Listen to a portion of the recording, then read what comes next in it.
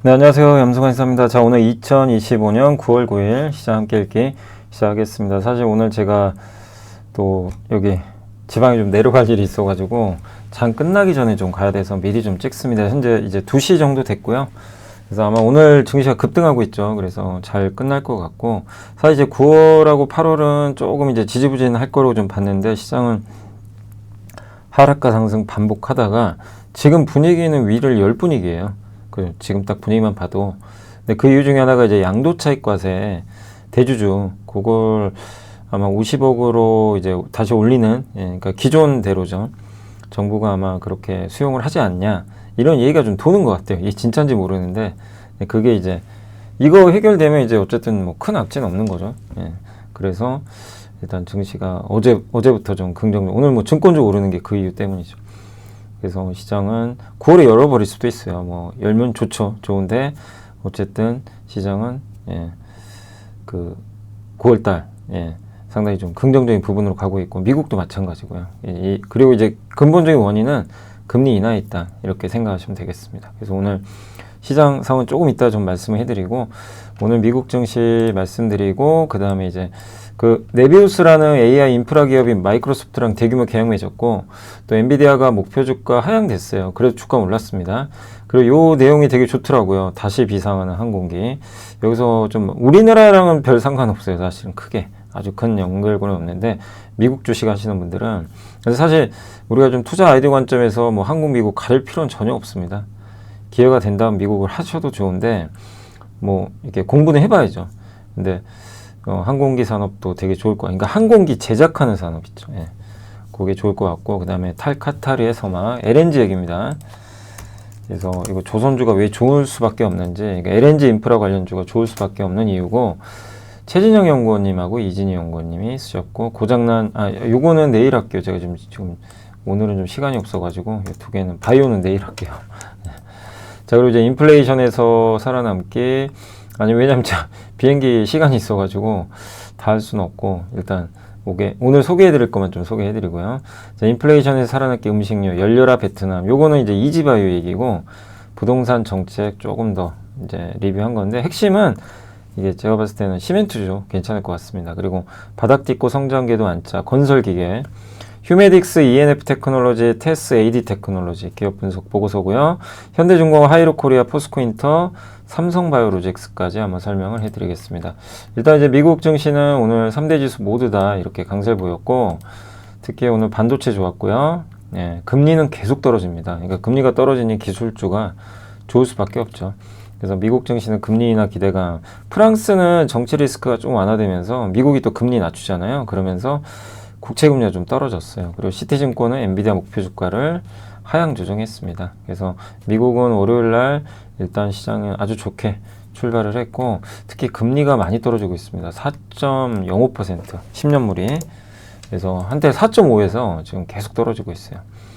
9월 금리 인하 이후 연준이 추가 인하를 할지 여부는 아직 미지수지만, 이 CME 데이터에 따르면 트레이더들의 3분의 2가 올해 말 기준금리 3.75다. 지금 4.5니까 3번 인하하는 거예요. 그러니까 3번 인하에 베팅 들어갔어요. 미국은. 그렇게 좀 보는 것 같습니다. 그러니까 이제 증시가 강하죠. 그렇다고 경기 침체는 아니에요. 이게 만약에 고용지표를 시장에서 경기 침체로 해석했으면 증시가 급락합니다. 근데 안 빠지죠. 이건 뭐냐면 경기 침체까지는 아니고, 좀 꺾인 건 맞는데 침체는 아닌데, 금리 낮추네? 좋은 거죠. 그렇게 좀 시장 해석을 하고 있는 것 같아요. 그래서 나스닥은 사상 최고치, 브로드컴 또 급등, 엔비디아 조금 상승, 그리고 유럽 국채 금리가 좀 최근에 약간 올랐는데 오늘은 좀 이제 진정되고 있습니다.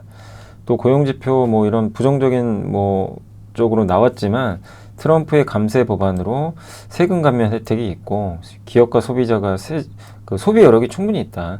그래서 아직 경제 괜찮다라는 분석들이 힘을 얻고 있어요.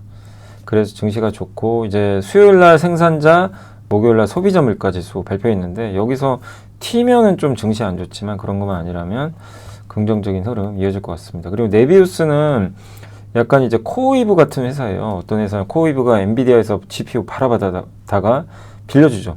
임대해서 클라우드 임대해주는 회사예요. 데이터 센터 임대해주는 그런 서비스를 하는데, 네비우스 마이크로소프트와 그런 이제 공급을 하기로 계약을 맺었습니다. 그래서 AI 인프라 선도 기업이라고 좀 잘 알려진 기업은 아니죠. 예. 근데 이 미국 뉴저지 주에 위치한 신규 데이터 센터에서 그러니까 데이터 센터가 있잖아요. 거기에 마이크로소프트한테 이제 임대해 주는 거예요. 그 연령, 야 너네 써 대신 돈 줘. 이제 이런 거죠. 그래서 네비우스의 핵심 AI 클라우드 비즈니스는 AI 스타트업부터 대기업을 아우르는 고객들을 대상으로 뛰어난 성과를 내고 있다. 사실 우리나라에서 약간 이제 이 비슷한 기업이 이 KINX 아시죠? KINX가 약간 데이터 센터 이제 임대 사업하는 거죠. 뭐 코로케이션이라는 이제 사업을 하는데 약간 이제 비슷한 비즈니스일 수 있죠. 근데 물론 이제 미국과 비교하기는 좀 힘들죠. 미국은 사이즈가 워낙 크니까. 근데 어쨌든 이제 미국에선 이런 사업들이 지금 왜냐면 그 AI를 해야 되는데 인프라 용량이 부족하거든요. 그러니까 마이크로소프트도 이제 이런 기업과 계약을 맺는 거죠. 그래서 성장할 것 같다 이렇게 했고 네비우스 주가는 시간 내에서 폭발해 버렸습니다. 시티증권은 이제 엔비디아 주가를 목표 주가를 $10 낮췄어요. $200로. 이유가 브로드컴이 너무 잘 나가서 그래요. 브로드컴이 이제 수요가 느니까 브로드컴 맞춤형 가속기죠. AI. 이게 GPU 중심의 엔비디아랑 경쟁하는데 브로드컴이 잘하면 GPU 점유율이 좀 떨어지잖아요. 네, 그리고 구글이 최근에 TPU 이것도 브로드컴과 어떻게 보면 경쟁이죠. 뭐 엔비디아하고도. 근데 이게 이제 TPU를 원래 구글이 자체적으로 썼는데 메타, 오픈AI, AI, 오라클 등에 더 많이 개방해서 공급하는 거예요. 그러니까 엔비디아의 영역을 침범하는 거예요, 점점. 그래서 이 보고서 핵심은 내년까지는 크게 걱정 없어요. 내년까지는 그래도 엔비디아 성장이 유지되는데 이제 걱정은 27년 이후죠. 그때는 훨씬 더 많은 구글, 브로드컴의 칩들이 나올 수밖에 없기 때문에 그래서 성장은 좀 둔화될 것 같다. 이런 우려가 좀 있는 것 같습니다. 그래서 이런 우려가 하루 이틀은 아니지만 일단 너무 지금 잘하고 있죠. 구글과 이제 브로드컴이 그냥 잘하는 게 아니라 좀 굉장히 잘해요. 이제 이러니까 이거를 이제 엔비디아를 봤을 때는 좋은 건 아니죠. AI 전체로는 좋아요. 우리 한국도 좋죠. HBM 고객이 늘어나니까 좋지만 이제 엔비디아한테는 좀 불편한 이슈는 맞다. 이렇게 보시면 되겠습니다. 그 테슬라가 1.27% 빠졌고요. 뭐 급여 계획 뭐 9,750억 달러. 일론 머스크도 열심히 일하면 이 돈 줄게 이건데 애널리스트 모건 스탠리의 애널리스트도 좋게 평가를 했습니다. 예. 그러니까 일론 머스크가 너무 중요하잖아요. 테슬라한테. 근데 어쨌든 모건 스탠리가 추천주 탑픽에서는 또 제외했다고 합니다. 그래서 조금 오늘 빠졌고 엔비디아 오늘 소폭 올랐고요. 예. 그리고 브로드컴은 또 3%, 오픈 AI로부터 그때 말씀드린 대로 100억 달러 수주. 로빈후드가 S&P 500에 신규 편입돼서 급등. 퀀텀 스케이프 전고체 배터리 회사죠. 미네에서 개최된 그 IAA 모빌리티 컨퍼런스 전시회에서 전고체 배터리 기술을 시연을 했는데 이게 성공적으로 시연을 했나 봐요. 폭등했고 에코스타라는 기업은 이제 주파수 갖고 있는 회사인데 어떻게 보면 통신망을 갖고 있겠죠. 스페이스X가 이 회사 주파수로 인수한대요. 그러니까 경쟁사 버라이즌, AT&T 이 회사들과 스페이스X는 경쟁이거든요. 이제 통신 사업을 하는 거죠. 어떻게 보면 스타링크 통해서. 근데 그 주파수를 이렇게 인수하니까 통신주들한테 좀 부담이 돼서 통신 좀 빠지고 에코스타는 급등했다라고 보시면 되겠습니다. 오늘 이제 이슈는 딱히 딴 건 없었어요. 이제 대주주 양도차익 과세가 이제 다시 원복될 것 같다 50억으로 이제 그런 좀 긍정적인 내용이 있었는데 뭐 그 외에 뚜렷한 뭐 이슈는 없었던 것 같습니다. 자, 그래서 이제 좀 본론으로 돌아가서 항공기 제조 좀 말씀드리면 뭐 신한투자에서 나왔던 자료인데, 그러니까 저도 보잉을 좋게 한번 말씀을 드렸잖아요. 저희 당사에서도 아니, 트럼프가 저렇게 보잉을 수출하고 있으니 좋아질 수밖에. 보잉과 어디죠? GE 에어로스페이스죠. 예, 엔진 만드니까 사실 엔진 쪽이 더 좋아요. 엔진은 보잉만 들어가는 게 아니라 에어버스도 들어가고 많이 들어가니까. 근데 어쨌든 둘 다 수혜를 받을 것 같은데 여기에 또 한 기업이 있습니다. 그거 소개 한번 해드릴게요. 글로벌 상업용 신규 항공기 수요는 경제성장, 항공노선. 그러니까 앞으로 항공기가 신규로 20년간 43,600대가 만들어져야 돼요. 1년에 연간 2,180대입니다. 근데 이게 얼마나 많냐면 보통 1년에 많았을 때 1,600대 만들어요. 그러니까 점프하는 거죠. 이제 앞으로 20년간. 네. 그리고 수주 잔고도 이렇게 많고. 이게 조선과 비슷해요. 근데 조선은 우리가 잘하는 거고 항공기는 미국이 잘하죠. 그러니까 여기는 미국 주식을 할 수밖에 없어요. 어쩔 수 없어요. 이쪽은 미국입니다. 항공기는. 미국이 잘 만들기 때문에. 세계적인 회사가 다 있잖아요. 그 프랑스에 또 에어버스는 이제 유럽에 있는 거고. 근데 여객 트래픽은 회복이 됐는데 지금 항공기 산업은 이제 보잉 사고, 공급망 붕괴 때문에 지금 아직 2018년에 65%밖에 안 돼요. 그러니까 아직은 회복될 여지가 남아서 이게 좋은 거죠. 여지가 남았다는 건. 그리고 이제 항공기는 협동체가 제일 많아요. 이제 뭐냐면 이 광동체는 아주 먼 거리 가는 거고 협동체가 전 세계에 제일 많다고 합니다. 그래서 보잉 737 시리즈가 이제 협동체고, 예. 그리고 이 좌석 배열이 이렇게 돌돌 있는 거, 예. 이렇게 돼 있는 거, 33 있는 거, 이렇게 돼 있는 이제 형태라고 합니다. 그래서 협동체가 제일 많고, 예. 그리고 공급망이 점진적 회복으로 이제 연 2100대 수준까지 이제 계속 이제 그 생산이 이루어질 것 같다, 이렇게 언급을 하고 있습니다. 에어버스도 수주 잔고가 굉장히 많고요. 보잉은 좀 위축됐지만 지금 2등으로 떨어졌거든요. 근데 이제 올해 수주 잔고도 늘어나고 있고, 이게 보잉이죠. 점진적으로 회복되고 있다. 그러니까 보잉도 괜찮아요. 특히 미국 트럼프가 밀어주는 회사잖아요, 막. 그죠? 근데 이제 여기서도 항공기 엔진 쪽이 좀 더 낫지 않냐, 뭐 이런 얘기는 좀 있습니다. 네. 그래서 GE 에어로스페이스, 그러니까 핵심은 앞으로 항공기는 많이 만들어야 돼요. 1년에 1600대 만들던 항공기를 이제 매년 2100대씩 20년간. 그 얼마나 많이. 그리고 앞으로 항공기는 훨씬 많겠죠, 전 세계에. 그러면 그거 유지 보수하는 사업도, 네, 커질 수밖에 없는 거죠. 그 내용입니다. 그래서 여기 대표회사가 이제 GE 에어로스페이스, 엔진, 항공기 부품, 소프트웨어 등 생산 및 판매 후 애프터마켓 서비스도 제공하고, 매출 30%는 엔진, 부품, 요거 70%가 이런 서비스, 예. 에서 좀 창출이 된다고 합니다. 그러니까 에어버스, 보잉, 중국의 코맥이라는 항공기 제작사에 납품을 하고 있습니다. 항공기 엔진이 그래도 제일 매력이 있고, 항공기 부품, 저는 셋 다 괜찮은 것 같아요. 이게 뭐냐면, 물론 이제 이런 면에서 항공기 제조사 보잉이 좀 매력이 떨어질 수 있지만, 이 둘은 되게 많이 올랐어요. 좀 주가 부담이 있어요. 근데 보잉은 좀 오른 게 별로 없고, 그죠? 근데 다만 이제 매력은 또 이쪽이 높고, 그러니까 이제 이건 각자 선택에 달린 문제인 것 같습니다. 그리고 항공기 엔진 기업들의 매출의 30%는 이제 5위는 뭐냐면 이제 오리지널, 그러니까 그 항공기 처음 만들 때 그때 엔진 들어가는 거, 그리고 교체용 있죠. 교체할 때 엔진을 뭐 20년간 쓸 수는 없잖아요. 한 번씩 이제 엔진도 교체해야 되니까, 그럴 때 이제 엔진 정비하고 이런 서비스가 70%. 그러니까 한마디로 항공기가 많으면 많을수록 엔진 회사는 더 좋을 수밖에 없어요. 그런 구도라고 보시면 되겠습니다. 그래서 2028년까지 매출 증가하고 영업이익 전망치.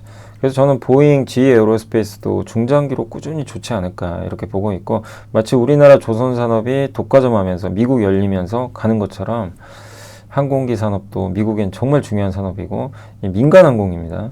수요도 꾸준하고. 그런데 이거는 미국이 이런 사업을 독점하고 있잖아요. 에어버스 제외하고. 그래서 성장을 계속할, 이제 본격 성장이 들어가는 거죠. 그리고 이제 한 가지 좀 생소하신 기업이 트랜스타임 처음 들어보시죠? 저도 처음 봤어요. 네. 트랜스타임이라는 기업을 한번 소개해 드릴게요. 그래서 이제 항공우주 방산 핵심 부품 제조사고, 이제 여러 사업부가 있는데 뭐 만드냐면, 이제 우리 눈에 안 보이는 거, 항공기, 액추에이터, 제어장치, 점화 시스템, 펌프, 막 그 안에 화물 적재 운송하고 막 정말 별의별 거 다 만들어. 그리고 또 하나가 안전벨트 있죠. 기내 인테리어, 단열재, 조명, 이런 것도 만들고요. 가스터빈용 밸브 제어장치, 화장실에 있는 그거 있죠. 물 나오는 거. 그것도 수도꼭지, 그것도 만들어. 그래서 진짜 이거 보세요. 이게 별걸 다 만드는 회사. 그러니까 항공기 눈에 보이고 안 보이는 거 그냥 다 만드는 회사입니다. 근데 이 중에 그 애프터마켓 비중이 좀 높아요. 애프터마켓은 이제 교체용 수요죠. 항공기가 많이 있으면 교체해줘야 될 거 아니에요. 근데 이거는 소수가 제조하죠. 예. 이게 근데 원가는 얼마 안 돼요. 항공기 원가에서 일부. 근데 이거 없으면 이 비행기가 못 뜹니다. 그죠? 반드시 필요해요. 그래서 이걸 미션 크리티컬한 부품이라고 합니다. 예. 이거를 아무나 만들 수 없죠. 이 항공기 부품은 안전이 중요하기 때문에 진짜 검증된. 그러니까 한번 이렇게 납품을 하면 거의 독점으로 가는 거죠. 그런 구조죠. 이제 그런 회사가 트랜스타임이다. 그래서 여기 대표적인 요거예요. 네. 그래서 상당한 애프터마켓. 그러니까 항공기 처음 만들 때 들어가는 것보다 이제 교체, 그 안에 뭐 안전벨트도 교체도 해야 되고, 이게 비중이 55%. 이 가격이 이제 처음에 들어갈 때 가격보다 2배에서 4배나 비싸요. 이런 교체용이. 그리고 단순하고 검증된 가치 기반의 회사 운영을 하고 있다. 120개가 넘는 제조시설을 갖고 있다. 또 상업용 애프터마켓 시장이, 이거 보세요. 이게 1600대인데 이제 이거 넘어간다는 얘기예요. 1년에 2100대씩. 20년간. 이어진다는 거죠. 방산도 있고, 그래서 한번 트랜스 타임도 제가 좀 간단히 적었지만 여러분들이 한번 또 따로 뭐 AI 검색을 통해서도 한번 공부를 해보시면 좋을 것 같습니다. 자, 그리고 이제 LNG 같은 경우는 이제 미국이 흔들리고 있다. 중앙은행들의 외환보유고의 금 보유 비중이 계속 느니까 이건 미국 국채 대신 금 사는 거잖아요. 금값 강한 이유 중에 하나죠. 그리고 이제 오바마 대통령이 이제 아시아, 중동하고 유럽에서 아시아로 관심사를 넘겨버리니까 공백이 생긴 거죠. 그래서 뭐 중동에서도 전쟁, 뭐 유럽에서도 전쟁. 그래서 이런 이제 제국의 교체기라면 미래 전쟁은 전보다 빈번하고 그 에너지와 공급망 안보에 더 많은 집중이 필요하다. 이런 좀 내용도 있는 것 같습니다. 그리고 이제 시진핑 그 주석이 옛날에 푸틴 대통령한테 지난 100년 동안 보지 못한 변화가 오고 있고 우리가 이끌어야 된다. 지금 두 사람 너무 이제 어떻게 보면 이제 돈독해졌죠. 네. 그래서 파트너가 되고 있는데 결국 이런 이제 경쟁자들이 미국에 도전하는 거죠. 그러면 이제 세상이 바뀐 거죠. 그러니까 이제 트럼프가 막 국가 자본주의 개입하잖아요. 이유가 있는 거죠. 옛날이 아니에요. 지금은 평화 시대가 아닙니다. 그러니까 이제 국가 개입을 하는 거죠. 그래서 이런 부분들이 이제 에너지와 공급망 안보에 더 중요해지고 있고 미국이 더 집중하고 있다. 그리고 또 한 가지가 이제 미 알래스카주 상원의원이 한국과 일본, 대만, 인도 등의 그 카타르산 LNG에 의존하는 거 위험하다. 그러니까 우리는 호주랑 카타르산 많이 수입하거든요. 미국보다는 미국에서도 수입을 하는데 근데 알래스카산 LNG 도입해라 이렇게 얘기를 했던 거죠. 근데 이제 카타르산 LNG는 치명적인 단점이 그 이란의 호르무즈 해협을 통과해야 돼요. 거기 전쟁 나면. 그러니까 이제 의존도 낮추라는 거고 이게 무슨 일하고 이제 오버랩이 되냐면 트럼프 대통령이 2017년에 유럽한테 경고를 했어요. 너네 러시아에 의존하지 마라. 노드스트림 통해서 이렇게 가스 파이프로 받잖아요. 정말 싸게 받아요. 특히 독일은 거의 엄청 의존을 많이 했죠. 독일은 원전을 안 하는 국가니까. 근데 이제 전쟁 나고 독일 전기료 엄청 오른 거 아시죠? 당시에.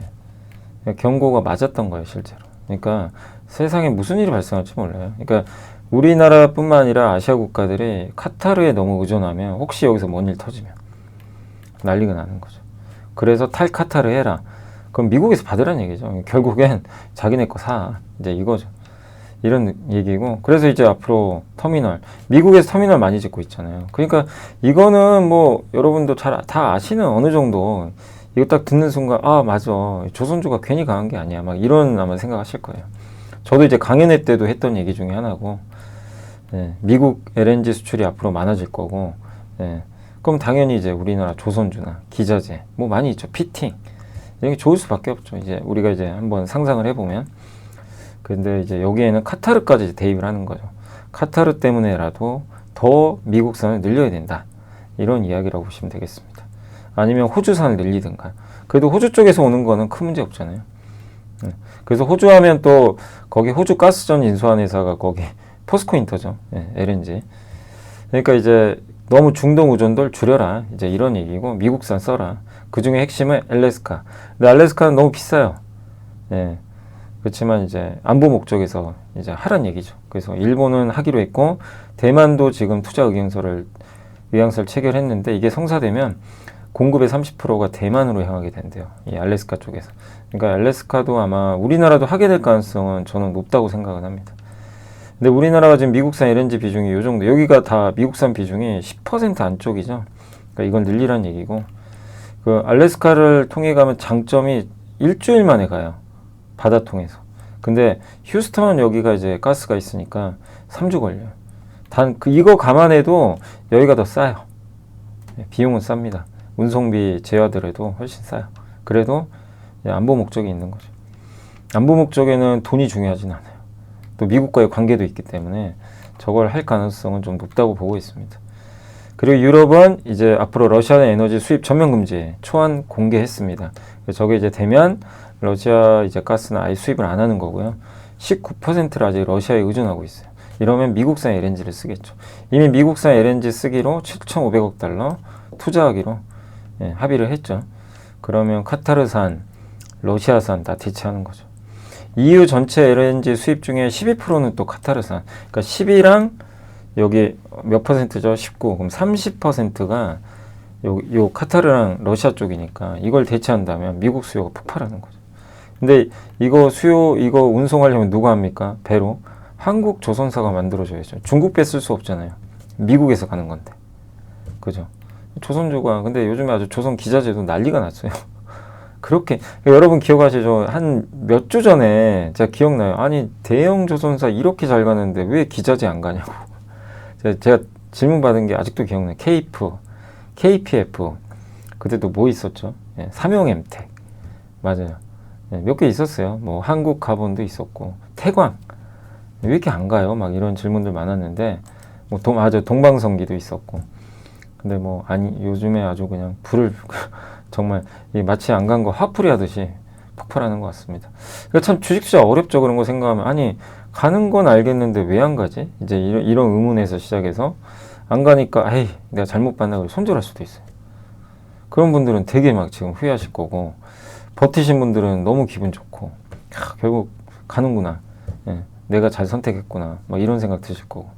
예, 참 어려운 것 같습니다. 타이밍을 알 수가 없으니까. 그래서 이제 이런 공부를 하는 거예요. 이런 공부를 해가지고 방향을 보고 그게 맞으면 그냥 안 가도 버텨야 되는 거고요. 내가 틀렸으면 팔아야 되는 거고. 방향이 중요한 거죠. 주가가 가고 안 가냐보다는.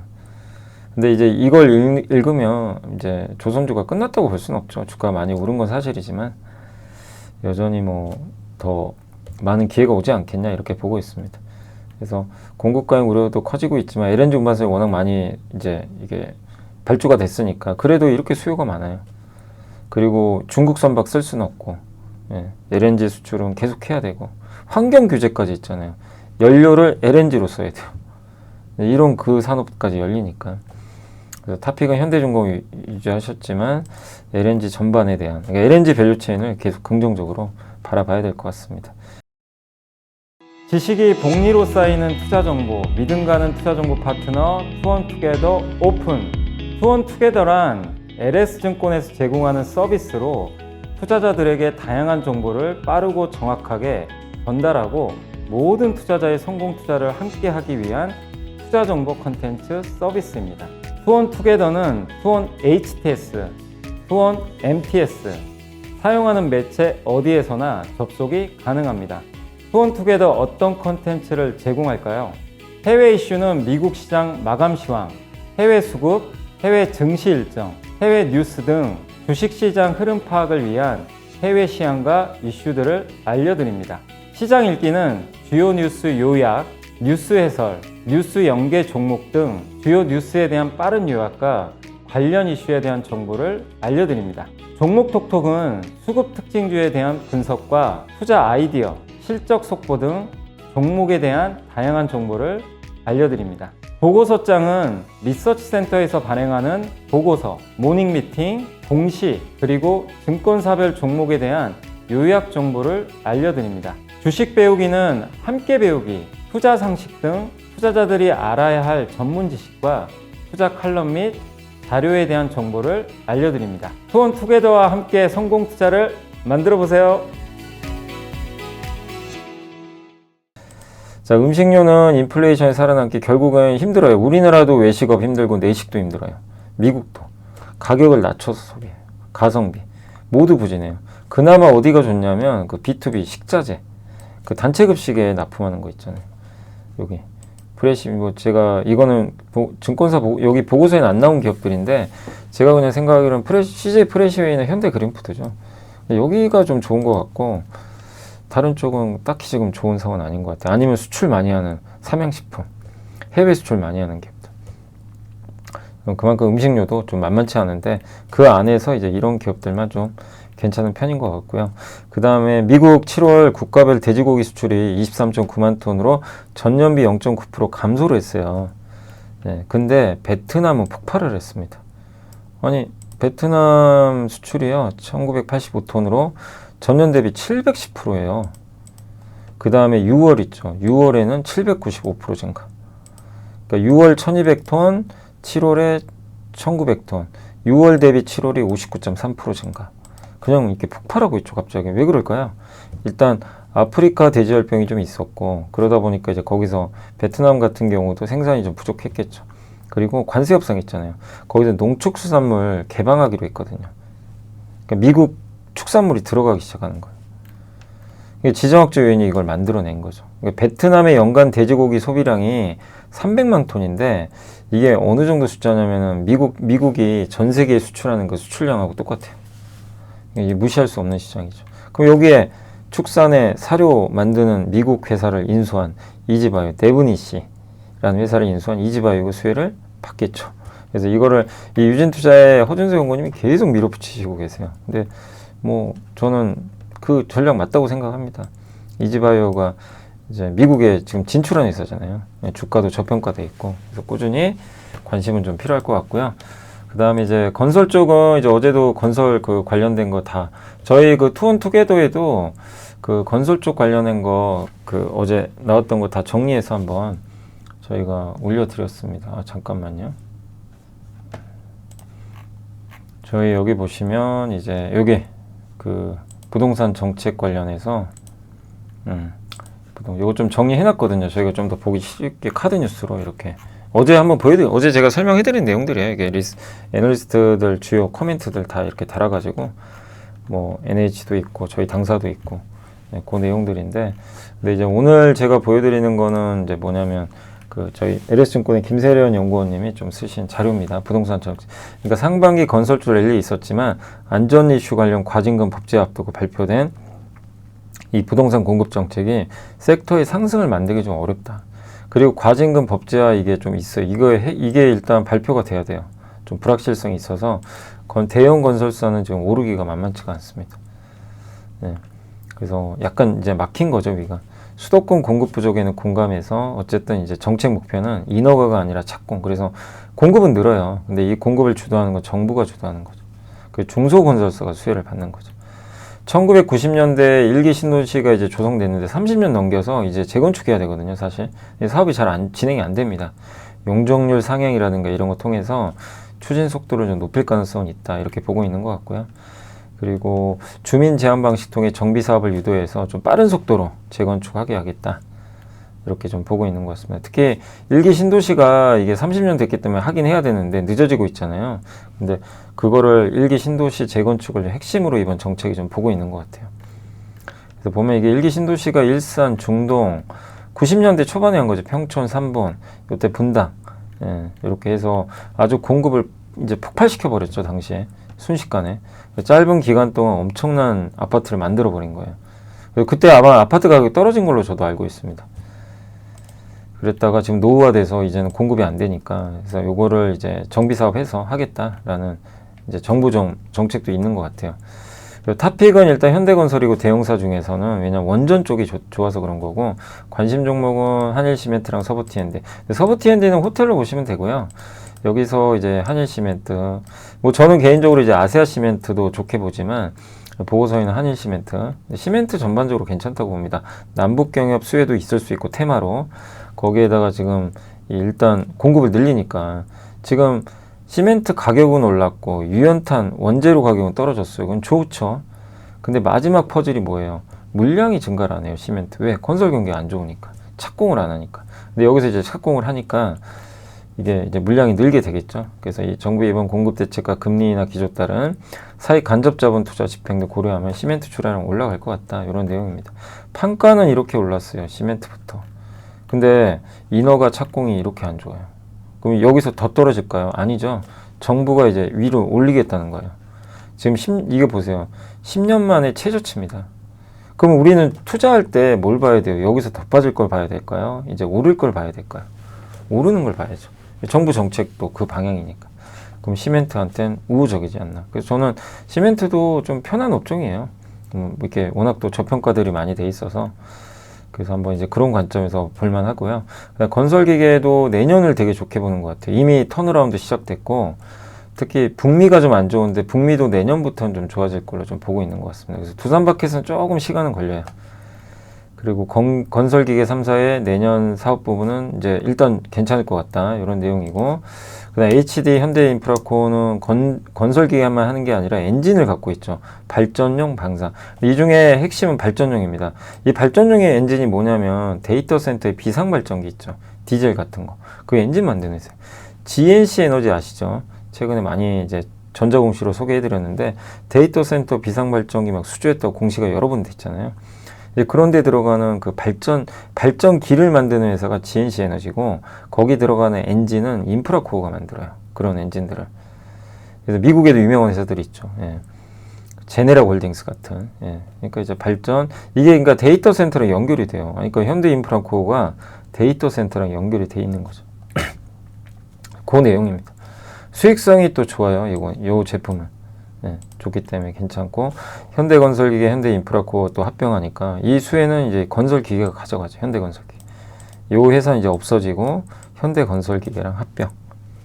그리고 브랜드를 이제 브랜드는 따로따로 하지만 딜러망을 이제 최대한 활용을 해서 브랜드 이원화하지만 생산과 자재구매 이런 거 이론화하고 그러면서 효율성을 높이겠다라는 의견입니다. 그래서 현대인프라코어는 또 1,400억 들여가지고 군산 엔진 공장 증설 진행 중인데 내년 하반기부터 이 방산 엔진 있죠. 이게 생산량이 늘어날 거로 보고 있는 것 같습니다. 그래서 근데 이거를 이제 건설기계가 다 가져가잖아요. 합병하니까. 그래서 현대건설기계 탑픽이고 데이터 센터까지도 좋아 보이고 또 내년에 뭐 이 본격적으로 건설기계 업황도 다 터닝한다. 그래서 건설기계 또 좋아지면 진성TC나 대창단조나 DY파워 이런 쪽 기자재 업종들 있죠.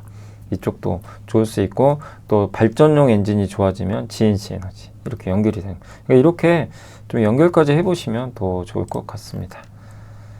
자, 그래서 이제 건설기계 해드렸고 한번 봤고요. 그 다음에 이제 휴메딕스 한번 말씀을 드릴게요. 요새 뭐 LNC 바이오가 난리가 났죠. 근데 이제 뭐 워낙 많이 설명해드렸죠. 저희 투원투게더에도 여러 번 보여드렸습니다. 저희가 리투 예, 여기 7월 23일 날 예, 한번 아주 카드 뉴스로 잘 만들어 드렸죠. 예, 디자이너가 아주 이게 표현을 좀 잘해줘 가지고 보신 분들은 아마 이거 좀 쉽게 이해하셨을 것 같긴 해요. 근데 어쨌든 이제 이런 엘라비에 리토가 지금 갑자기 한 달 반 만에 이제 언론 보도가 있었고 어느 의사분이 SNS에 올려버린 거죠. 이거 너무 인기 많다. 예, 그래서 갑자기 이제 날아가게 된. 그러니까 저기 주가가 되게 여러분들 이제 이번에 느끼셨겠지만 이런 걸 우리가 미리 알았더라도요, 당시엔 주가 잘 안 갑니다. 그때 잠깐 오르고 다 빠져버렸죠. 그럼 이제 사람들이 어떤 심리가 되면 이거 뭐지? 실망을 해요. 예, 기대를 잔뜩 했다가 아닌가? 우리가 잘못 봤나? 근데 잘못 본 게 아니에요. 그대로 진행되고 있는 거 맞는데 근데 뭔가 주가가 오르려면 뭔가가 있어야 돼요. 이벤트가. 근데 그 이벤트가 의사분의 SNS였던 거예요. 예. 그러니까 사람들이 이거 뭐지 하면서 또 관심 갖고 급등하는 거죠. 그러니까 참 이걸 주식 투자도 어떻게 보면 이 미인데이라고 그러잖아요. 사람들이 관심을 가져야 올라가. 예. 그렇게까지 되기가 또 쉬운 건 아니지만 그래서 참 이 주가라는 건 오묘한 것 같습니다. 예. 어쨌든 이제 엘라비에 리토는 워낙 많이 설명드렸고 한마디로 다른 사람의 인체 조직 중에 콜라겐과 엘라스틴 요거를 여기다 직접 넣어서 피부를 이제 매끈하게 해주는 거죠. 예. 리쥬라는 여기다가 콜라겐을 만드는 요소를 넣어주는 거고 예. 그게 좀 차이가 있는데 좀 이 엘라비에 리토는 좀 덜 아프다고 하는 거죠. 그래서 인기가 좀 많고 내년에 성장할 걸로 보이고요. 본격적으로. 근데 이 회사의 핵심은 원래 필러입니다. 필러는 채워 넣는 거죠. 그래서 필러 매출이 지금 18년도에 173억, 작년에 560이요. 필러 수출은 86억에서 355억. 작년만 40% 성장. 필러 수출이 폭발하고 있는 거죠. 그리고 태국 식품의약품청으로부터 이제 HA 필러, 히알루로산 이제 필러라고 하죠. 요게 이제 세종에 대한 품목허가 획득을 했고 올해 3분기 출시 예상하고요. 그 다음에 올해 매출도 필러도 작년 대비 16.7% 증가할 것 같다. 그래서 원래 본업이 필러거든요. 그러니까 필러 본업이 잘 되고 엘라비에 리토는 LNC 바이오 거지만 판권을 여기서 휴메딕스가 갖고 있어요. 그래서 휴메딕스가 유통해 주는 거예요. 예, 그래서 이제 수익을 이제 나눠 갖는 거죠. 그래서 휴메딕스가 이 두 가지 모멘텀으로 좋은 분위기를 이어지고 저는 개인적으로 내년에 요걸 기대해요. 벨피엔. 저게 이제 벨피엔이 PN이라고 연어 생식세포 거기 나오는 성분이죠. 요거를 필러랑 이제 섞어요. 그래서 복합 필러라 그래요. 리쥬란이 요 소재를 쓰잖아요. 그래서 요걸 해서 내년에 아마 출시할 걸로 지금 기대를 하고 있어요. 저게 저는 굉장히 기대를 하고 있습니다. 내년까지 볼만한 기업이고 VIP 자산운용이 이 회사 지분 인수했다고 제가 공시 한번 설명해 드린 적 있죠. 한 몇 달 전에, 한 2달 됐나요? 근데 그때 그래서 또 한번 분석을 좀 해봤는데, 근데 어쨌든 VIP 자산운용이 옛날부터 파마 리서치를 장기 투자한 회사예요. 성과를 냈는데 이 피부 미용 쪽엔 굉장히 강점 있는 자산운용사입니다.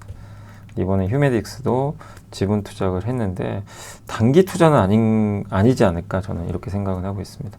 자, ENF 테크놀로지 반도체 디스플레이 소재 만드는 업체죠. 그래서 소재 기업이고, 이 회사는 근데 이제 다양한 소재를 만드는데, 예, 이 핵심은 뭐냐면 여기 그 ENF 테크놀로지가 뭐 낸드라든가 디램이라든가 이런 데 다양히 되는, 주로 낸드 쪽이 좀 많아요, 사실. 낸드도, 그러니까 이런 소재는 낸드에 좀 많이 쓰이는 거죠, 보통. 근데 어쨌든 낸드도 좋고 디램 쪽에도 일단 쓰이긴 쓰이는데, 이제 저는 좀 개인적으로 괜찮게 보는 게 요겁니다. 삼성전자 오스틴 공장 있죠. 그리고 테일러 공장 있죠. 거기에 ENF 테크놀로지가 옛날부터 법인을 만들어 놨어요. 그래서 여기서 소재를 바로 공급하거든요.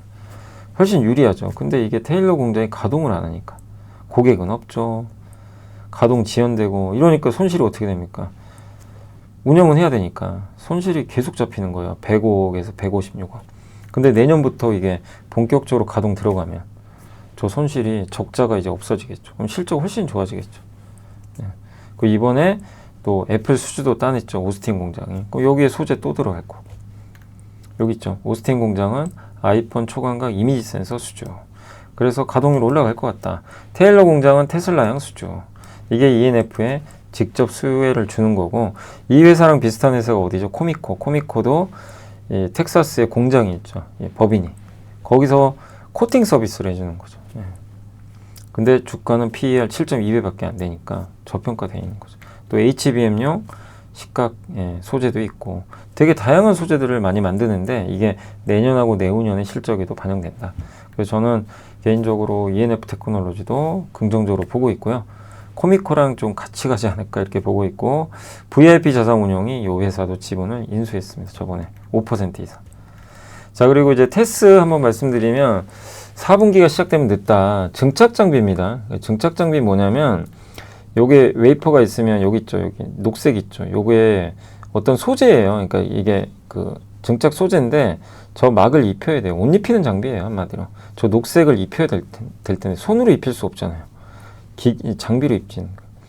정말 얇은 막이에요. 저 녹색의 얇은 막을 입히는 장비. 그걸 우리가 증착 장비라고 합니다. 근데 하이닉스 매출 비중이 50%, 디램 56%, 낸드. 요거는 옛날에 제가 그 반도체 함께 배우기 할 때 그거 제가 캡처해 온 거예요. 그래서 그냥 아까 좀 찾아봤습니다. 그리고 상반기에 하이닉스의 전환 투자 원비로 4분기에 원시, 이게 더 미세 공정이죠. 청주 공장이 이제 가동 들어가요. 올해 11월부터인가. 그래서 이미 발주가 됐고 테스도 수주한 걸로 저는 알고 있는 게, 그 얼마 전에 테스가 또 수주를 그러니까 그 하이닉스로부터 수주 받은 게 있거든요. 아마 그 물량 아닌가 이렇게 생각을 하고 있습니다. 그래서 이런 것들이 이제 메인 물량들도 반입되고 실적 성장이 가팔라질 걸로 보고 있고, 아직은 하이닉스가 조금 이제 보수적이긴 한데 낸드도 투자가 확정될 것 같고, 그 테스가 하이닉스의 성장과 좀 동행할 수 있는 거고, 그 다음에 웨이퍼가 이렇게 휘어지죠. 휘어지잖아요. 이걸 안 휘어지게 좀 이게 뒤틀림 방지해주는 그거를 BSD라는 장비가 있어요. 이것도 지금 개발했어요. 그래서 개발해서 지금 테스트하고 있습니다. 또 한 가지가 로우 K. 예. 그러니까 하이 K는 이게 어떤 이 전화라 그러죠. 이 데이터가 어디에 반도체에 딱 들어갔을 때 얘가 잘 안 빠져나가려고 그러는. 그러니까 하이 K는 그 데이터를 그대로 유지하려는, 잡아 끄는 이런 힘이 있고, 로우 K는 좀 적은 거죠. 그래서 여기 전류가 이렇게 흐를 때 있죠. 여기 요 흐르는 통로는 여기서 갑자기 얘가 잡아 끌면 안 되잖아요. 그래서 로우 K를 써야 되고, 커패시터 있죠. 여기에 데이터가 들어가야 돼요. 근데 여기 있는 데이터가 빠져나가면 안 되죠. 그래서 여기는 하이 K는 저런 그 데이터를 계속 끌어안고 있어요. 못 나가게. 근데 로우 K는 그냥 통과. 이 로우 K를 하는 소재를 입혀주는 증착 장비를 또 지금 만들어서 이제 만드는 걸로 좀 알려져 있습니다. 그거예요, 이렇게. 그래서 이걸 유전율이라고 옛날에 한번 이제 강의 한번 해드렸죠. 그래서 이게 뭐 크로스토크란 얘기도 하는데, 이게 또 너무 이게 막 그 전화가 너무 세면 간격이 좁아져가지고 막 서로 막 부딪혀요. 그러면 이제 메탈끼리 반응을 하면 오류가 생깁니다. 그래서 그러지 못하게 여기다 또 로우 K 소재를 입히는 거예요. 그래서 여기는 로우 K를 입혀요. 여기는 하이 K, 이쪽은 커패시터, 이쪽은 로우 K. 옛날에 한번 영상에 찾아보시면 되겠습니다. 제가 하도 이게 한 2년 넘어가지고 급하게 한번 캡처해왔습니다. 아무튼 이제 이런 장비도 있고, 그래서 신규 장비가 BSD, 아까 이제 뒤틀리는 거 이거 막아주고 로우 K 요거 있고, 원래 잘하는 증착 장비 하이닉스 비중 높아지면서 좋은 수혜를 받을 것 같고, 주가도 아직 저평가돼 있다, 이런 내용이고, AD 테크놀로지는 상반기 실적에서 이제 본업이 회복됐고, 지금 아직은 적자인데 되게 안 좋았잖아요. 이 디자인 하우스죠. 파운드리 삼성전자가 이제 제조할 수 있는 설계도로 바꿔줘야 돼요, 중간에서. 예, 그런 역할을 하는 이제 디자인 하우스고, 파운드리 관련주입니다, 한마디로. 수주가 잘 되고 있고요. 상반기 실적이 돌아서기 시작했어요. 이제 본격적인 흑자는 내년으로 보고 있습니다. 그래서 디자인 하우스의 경쟁력은 수주 레퍼런스에 있고, 어떤 과제를 수주했는지에 대한 모니터링은 필수적인데, 어쨌든 AI랑 요 고성능 이 컴퓨팅 요 매출액이 비중이 25인데 지금 작년에 51%까지 늘었어요. 이건 굉장히 고무적이죠. 이 회사 이제 AI로 볼 수 있는 거예요. 이렇게 매출액이 올해만 170%, AI 고성능 컴퓨팅에서만. 그래서 요 수주 요게 계속 이어지면서 올해는 아직 적자지만 적자 축소, 내년엔 드디어 흑자 전환. 그래서 내년에 아마 42억 정도 흑자 낼 걸로 보고 있습니다. 고객사도 확대되고 있고, 미주에서 V사, 이제 미국의 이제 회사 중에 하나 산나노 개발 과제가 있는데, 요걸 아마 수주 따내면 또 긍정적이지 않겠냐, 이렇게 보고 있습니다. 그래서 이게 요 가장 큰 막대기가 요거 그거예요. 그 AI용 매출액이고, 요거는 비중. 향후에 지금 비중이 72까지 올라갈 거예요. 아주 좋은 거죠. 그래서 AD테크도 내년을 본다면 좀 다크호스로 한번 볼만하다, 이렇게 생각하시면 되겠습니다. 자, 그래서 보고서 다 말씀드렸고, 이제 공식 간단히 말씀드리고 마무리하고 저는 내려가야 되겠습니다. 자, 현대중공 컨테이너선 두 척 수주했고요. 하이로코리아도 피팅 회사죠. 좀 작은 개장용 피팅인데, 요 회사가 갖고 있는 자사주 다 속아간 것 같아요. 이제 박수 한번 쳐줘요. 옛날부터 저도 이제 많이 말씀드렸던 게, 하이로코리아 너무 주주들한테 친화적이다. 주주환원 맛집 하이로코리아, 그 다음에 한미반도체, 백산 몇 개 있죠. 예, 그런 기업들이 또 뭐 있더라, 갑자기 기억이 안 나네요. 또 하이로코리아가 또 이번에 자사주를 소각을 해버렸어요. 무려 4.28% 전체 주식. 포스코인터는 옛날에 한번 설명해드렸죠. 그래서 기업 설명은 좀 넘어갈게요. 네, LNG 하면 또 포스코인터넷이라고 생각하시면 되고, 내년을 기대합니다. 근데 여기 그 본부장이 9,500만 원 장내 매수를 했습니다. 예, 그래서 47,000원이죠, 주가 아니라. 그래서 종합상사고, 특히 에너지, 그러니까 가스를 시추하고 운송하고 그걸 터미널에 받아서 판매까지 하고 발전 사업까지 해요. LNG 이 처음부터 끝까지 다 수직 계열을 완성한 그런 기업입니다. 그래서 좋게 보고, 여기 가스전 미얀마하고 호주에 갖고 있죠. 호주 세넥스. 이게 내년에 3배 증설 들어가요. 그 광양에 터미널 있는 거 아시죠? 이것도 내년에 증설. 그리고 구동모터 전기차에 들어가는, 약간 히토류 쪽이죠, 여기는. 그래서 LNG랑 같이 성장하고, 특히 알래스카 LNG가 개발된다면 좀 좋지 않겠냐, 이렇게 보고 있고, 삼성바이오로직스도 좀 흥미로운 게, 갑자기 지금 여기 내부자들이 주식을 계속 사요. 왜냐면 한 달 후에 거래 정지잖아요, 인적 분할. 그래서 그거 앞두고 미리 좀 사는 거 아닌가 하는 생각이 듭니다. 저는 어쨌든 인적 분할하고 나면 주가가 더 좋은 쪽으로 막 이렇게, 왜냐면 삼성바이오로직스가 순수 이제 위탁 생산하는 업체로 딱 분리돼 버리잖아요. 그래서 그 가치가 좀 올라갈 것 같은데, 아마 뭐 그런 부분도 염두에 두면서 아마 내부자들이 이번 최근에 존님 그 대표이사도 사고 주식을 꾸준히 사는 것 같아서 한번 말씀을 드렸습니다. 자, 이제 제가 다 설명은 해드렸고, 일단 오늘 지금 몇 시죠? 2시 45분이라 아직 안 끝났는데 이대로 끝나겠죠? 코스닥은 지금 전고점 넘길 기세고, 코스피도 위를 열고 있습니다. 그래서 지금 분위기는 차트만 보면요, 이거 사상 최고까지는 갈 분위기예요. 예, 조정 여기서 마무리하고. 그러니까 주식 비중을 함부로 줄이긴 어려운 거예요. 왜냐하면 저도 8, 9월은 좀 실 거로 봤지만, 이게 만약에 그 진짜 빠진다고 생각을 줄였으면 진짜 사기가 너무 어려운 거죠. 그래서 기본적으로는 강세장에서는 주식 비중 줄이는 게 아니라 가져가되 빠지면 더 사는 거죠. 근데 이제 더 살 수 있는 기회는 사실 여기서만 줬어요. 따로 주진 못했죠. 어쨌든 지금 좋은 분위기고 오늘 삼성 하이닉스 다 좋고 반도체 그러니까 조선 기자재가 달렸죠. 이제 다음 타자는 반도체 소부장 같아요. 그렇게 좀 개인적으로 생각은 하고 있고 그래서 지금 반도체 소부장 오늘 좋았고 그 다음에 오늘 코스피에서 현대모비스가 좀 빠졌고 자동차에서 사실 좋았죠. 그동안 좋았는데 오늘 조선 대형주도 안 좋아요. 그러니까 그동안 좋았던 섹터는 좀 빠지고 그 대주주 양도차익과세나 이런 부분 때문에 오늘 막 증권주 날라가고 SK 날라가고 다 지배구조 이슈 있죠. 여기 관련된 삼성 SDS 좋았고 다만 오늘 좀 안 좋은 거는 현대모비스, 조선주, 코웨이 진짜 최근에 시장 이끌었던 기업들은 좀 빠지고 있습니다. 원전주도 좀 부진했고요. 그리고 이제 코스닥은 오늘 원익홀딩스가 좋았고 심텍 좋았고 반도체 소부장이에요. 코미코 그 다음에 원익IPS, 솔브레인 예, 그리고 케어젠 좀 좋았고요. 바이오 쪽에 반면에 오늘 조선기자재 일부 좀 빠졌고 ST팜이 오늘 좀 빠졌습니다. 그리고 태광 이게 아마 전환사채 때문에 좀 빠졌던 것 같아요. 예, 전환 청구권 행사 때문에 이것 때문에 빠진다면 저는 기회로 보고 있습니다. 오히려 그리고 기자재는 아침까지는 되게 좋았는데 지금 오후 들어서 좀 빠지는 것 같아요. 이렇게 엄청 올랐다가 기자재는 좀 오후에는 좀 빠지는 그래서 너무 올라서 빠지는 거기 때문에 저는 뭐 너무 이걸 뭐 이제는 끝났다 이렇게 보실 필요는 없고요. 그 다음에 이제 코스피 쪽에서 코스닥 거래대금 상위는 확실히 그래도 1승이라든가 동방성기 이게 못 올랐던 그 조선 기자재는 뒤늦게 막 급등해요. TFA 예, 반도체 소부장 그 다음 요게 소켓이죠. 이런 쪽 강하고 반면에 일부 ST팜 예, LNG 일부 관련주 좀 빠지고 있고 코스닥 코스피 쪽에서는 오늘 조선선제 증권주 여기가 특히 강한 것 같습니다.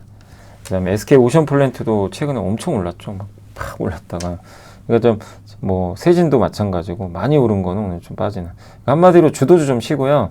반도체 소부장이 오늘 이끄는 그런 장세라고 봐야 될 것 같습니다.